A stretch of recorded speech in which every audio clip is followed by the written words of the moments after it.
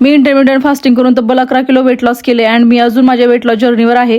सकाळी मी empty stomach detox water घेतलं. Then pre workout drink म्हणून मी ब्लॅक कॉफी बनवली होती, त्यामध्ये मी लेमन ॲड केलं होतं आणि तुम्हाला वर्कआउटला फुल एनर्जी मिळेल. मी वर्कआउटच्या अगोदर हेच घेते. मी डेली 1 आवर एक्सरसाइज करते, त्यात meditation, yoga, Zumba plus mummy tummy reduce करणारे एक्सरसाइजेस असतात. वर्कआउट नंतर मी ॲलोवेरा ज्यूस बनवला अँड ते एन्जॉय पण केला for my good periods and fat loss. Then 11ला खूप भूक लागली होती. माझं इटिंग विंडो 12ला ओपन होतं, तरी पण मी पायनॅपल घेतला 11लाच. 12ला जेवण करण्या अगोदर भरपूर सारं सॅलड घेतलं होतं आणि पपाया घेतली होती.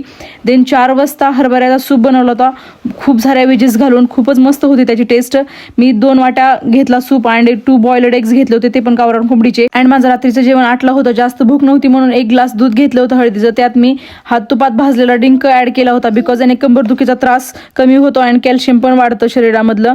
मी रात्री 9ला लास्टचं पाणी घेते, त्यात जिरा व बडीशेप 10 मिनिटे पाण्यात उकळून घेतला, सोमण करून पिले. माझ्या वजनानुसार डेली मी 3 लिटर पाणी पिते. तुमच्या वजनानुसार किती पाणी प्यायचं माहीत नसेल तर तुमचं करंट वेट कमेंट करा, मी तुम्हाला सांगेन.